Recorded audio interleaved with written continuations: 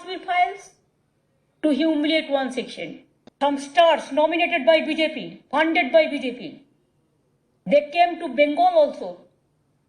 And along with some distorted stories, the concocted stories, they are preparing a films, Bengal Files. They gave some poster in highest court that saved Bengal. What happened in Bengal? Nothing happened. कल बंगाल की chief minister माननीय श्री ममता बनर्जी जी ने Kashmir files के और मेरी अगली film जो कि बंगाल के जेनोसाइड के ऊपर है उसके ऊपर लांछन लगाए। उन्होंने कहा कि ये प्रोपेगेंडा है। उन्होंने कहा कि मुझको कश्मीर फाइल्स बनाने के लिए और अगली फिल्म बनाने के लिए बीजेपी स्पॉन्सर करती है, फंड करती है। ये एक बहुत ही डिफेमेटरी, मेरे लाइवलीहुड को इम्पैक्ट करने वाली और सरासर झूठ, बिना बेबुनियाद बात है जो कि पॉलिटिकल एजेंडा के तहत अपने वोट बैंक को खुश करने के लिए ममता जी ने ऐसा बोला है। और इसके लिए मैंने, मेरे प्रोड्यूसर श्री अभिषेक अग्रवाल जी और पल्लवी जोशी जी ने ये निश्चय किया है कि हम उनके अगेंस्ट एक कानूनी कार्रवाई करें। और आज हमने अभी उनको ये लीगल नोटिस भेजा है, आप देख सकते हैं। और ये आपके सबसे पहले मैं आप ही को बता रहा हूँ, ये लीगल नोटिस हमने उनको भेजा है और उनसे कहा है वो एक्सप्लेन करें कि उनने जो बातें कही हैं उसका तथ्य क्या है। अदरवाइज़ ये पूरी तरह से डिफेमेटरी विद मैलिफाइड इंटेंशन और मेरी नज़र में एक आदमी की जो रोजी रोटी, जो उसका लाइवलीहुड है, उसको इम्पैक्ट करने के लिए गलत इंटेंशन से किया गया है। आपको लगता नहीं आप पॉलिटिकल मोहरा बन जाओगे इसमें? आपको अपनी लाइफ का डर नहीं लगता? देखिए, वो तो कश्मीर फाइल्स के वक्त ही इतने फतवे और सब आए, तो उसके कारण मुझे सेंट्रल इंटेलिजेंस एजेंसीज ने सिक्योरिटी दी हुई है। लेकिन सिक्योरिटी सिर्फ शरीर की नहीं होती है, सिक्योरिटी आपके परिवार, आपकी भावनाओं की, आपके दिमाग की भी होती है। चारों तरफ से मैं पिछले 1 साल से कैसे जी रहा हूँ मैं ही बताता हूँ। मैंने अभी लिखा भी था कि to create heaven you have to live in hello.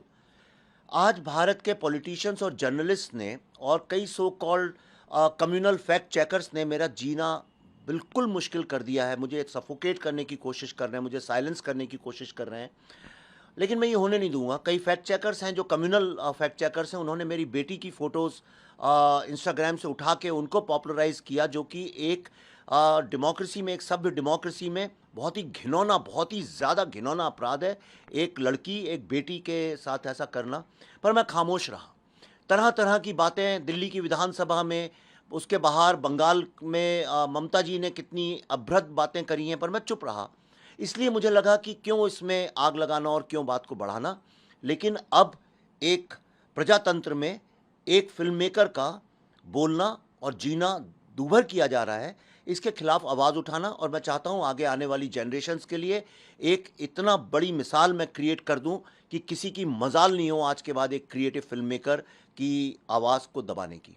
आपको लगता नहीं इससे क्रिएटिविटी भी आपकी इफेक्ट होती है? जो डर का माहौल होता है, इससे कहीं आप इफेक्ट होते हैं? आप मुझे बताइए, मेरा काम फिल्म की स्क्रिप्ट्स लिखना और फिल्में बनाना है, और उसके बदले मैं आज आपके सामने ये लीगल केसेस लड़ रहा हूँ। हर कोई इतने सारे मेरे अगेंस्ट लीगल केसेस क्रिएट कर दिए गए हैं कि मैं लॉयर्स को सारी ज़िंदगी जानता नहीं था। आज इतने सारे लॉयर्स के साथ मुझे काम करना पड़ रहा है।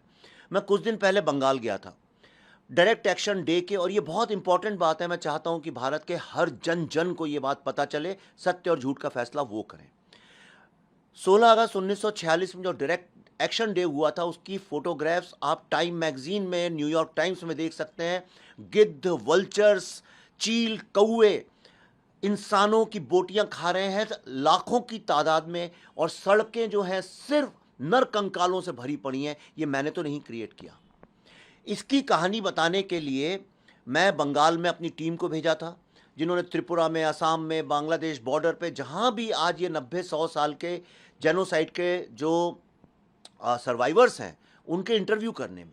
और उन इंटरव्यूज़ करते करते हमको ये समझ में आया कि उसके पीछे की जो आइडियोलॉजी थी, जो सोच थी, वो आज भी विद्यमान है। इसीलिए भारत कब टूटे इसका भरोसा इसलिए नहीं है, क्योंकि भारत को तोड़ने के लिए कई शक्तियां काम कर रही हैं।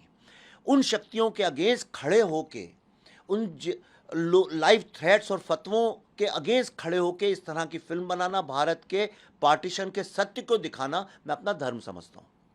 जो चीज़ मीडिया और पॉलिटिशियंस बताने में फेल हो गए, मैं अपने आप को इन्वेस्टिगेटिव फिल्म मेकर बोलता हूँ। लेकिन हमारी टीम के ऊपर अटैक किया गया, पुलिस बुलाई गई, तब जाके वो बचे। और ये सरकारी ममता बनर्जी जी की सरकार के दस्तावेज में है कि पुलिस ने आके मेरी रिसर्च टीम जो कैमरे के साथ रिसर्च कर रही थी, उन्हें गोपाल पाठा जी के घर के आसपास जिस तरह से घेर लिया था एक सो कॉल्ड कम्युनिटी या एक सेक्शन के लोगों ने, उनसे बचा के पुलिस लेके आई उनको। मैं अभी वहाँ गया था, पूरी टीएमसी की टीम ने मेरे अगेंस्ट एफआईआर देने की, जान से मारने की, बंगाल में तुम्हें कभी घुसने नहीं देंगे, इस तरह की धमकियाँ दी हैं। उसके अलावा मेरी बुक साइनिंग थी। मैं जिस शहर में जाता हूँ अर्बन नेक्सल्स बहुत बिकती, तो उसकी साइनिंग के लिए मुझे बुलाते हैं। जिस मॉल में मुझे बुलाया गया था, उस मॉल में उसको बैन कर दिया गया, इसलिए बोल के कि उसके आसपास वो मुस्लिम एरिया है, और उन्हें वो मुस्लिम एरिया में आप जाएंगे तो वहाँ डिस्टर्बेंस होगा, इसलिए उसको शिफ्ट करके एक मॉल से दूसरे मॉल में शिफ्ट किया गया लास्ट मिनट पे, जिसके बारे में मैंने लिखा भी था, जिसके बारे में सब जानते हैं, वहाँ के मीडिया में भी खबरें आई थी। क्या ममता बनर्जी जी का ये फ़र्ज़ नहीं बनता था एक फिल्म मेकर को अपने स्टेट में सिक्योरिटी देने का?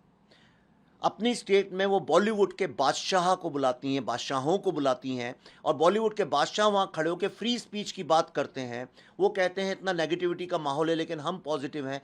तो जहाँ पे बॉलीवुड के बादशाह फ्री स्पीच की बात ममता बनर्जी के साथ खड़े होकर करते हैं और ममता जी उसको एंडोर्स करती हैं, तो क्या मैं फिल्म मेकर नहीं हूँ? क्या मेरे को अपीजमेंट पॉलिटिक्स करनी पड़ेगी? ममता जी मुझे मेरी जान की रक्षा करें इस बात के लिए। ये मैं और बातें कर रहा हूँ, लेकिन आज के बाद मैंने तय कर लिया है और मैं अपनी बात का पक्का हूँ। कोई भी व्यक्ति आम ट्रोल्स वोल्स बोले, मुझे उसकी चिंता नहीं है, पर अगर कोई पॉलिटिशियन या कोई जर्नलिस्ट जिनकी बात को जनता सत्य समझती है, अगर ऐसा कोई व्यक्ति आज के बाद कश्मीर फाइल्स को प्रोपेगेंडा बोलेगा, तो अगर वो सच्चा व्यक्ति है, आके प्रूव करे कि उसका कौन सा शॉट, कौन सा फ्रेम, कौन सा फैक्ट गलत है, या हमारी तरफ से एक बहुत ही स्ट्रांग लीगल कार्रवाई के लिए तैयार हो जाए। ममता बनर्जी जी को हमने लीगल नोटिस भेजा है, हम उनके जवाब का इंतजार करेंगे। बिल्कुल ठीक है, ममता बनर्जी ने ये लीगल नोटिस भेजा है। ये लोग आगे बढ़ गए हैं, कश्मीर फाइल के बाद केरला स्टोरी आ गई, उसके बाद वो आप दिल्ली फाइल्स की बात कर रहे हैं जिसमें बंगाल जेनोसाइड की बातें कर रहे हैं। जो आप रिसर्च करते हैं, इन्वेस्टिगेशन करते हैं, उस पर जब ये क्वेश्चन उठाते हैं, तो आपका कहना है कि अगर कोई भी क्वेश्चन उठाएगा या तो वो प्रूव करे या हमें लीगल उसका सबूत दे, नहीं तो हमारे लीगल एक्शन के लिए तैयार रहे। आज सारे कश्मीरी पंडित कश्मीर में नहीं रहते हैं, क्या इससे बड़ा सबूत चाहिए जेनोसाइड का? क्या है प्रोपेगेंडा? क्या टेररिज्म के बारे में बात करना प्रोपेगेंडा है?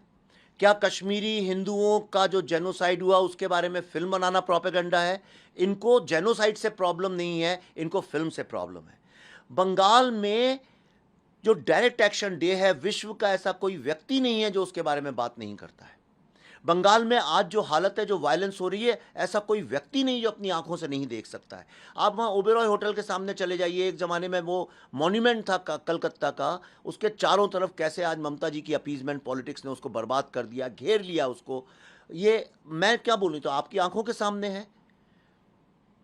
तो हर किसी के सत्य को प्रोपेगेंडा बोल देना, उसको बीजेपी का आदमी बोल देना, उसको संघी बोल देना, enough is enough. They want to silence me. My only statement to everybody is that now it's time that I take some action. You just cannot silence Vivek Ranjan Agnihotri.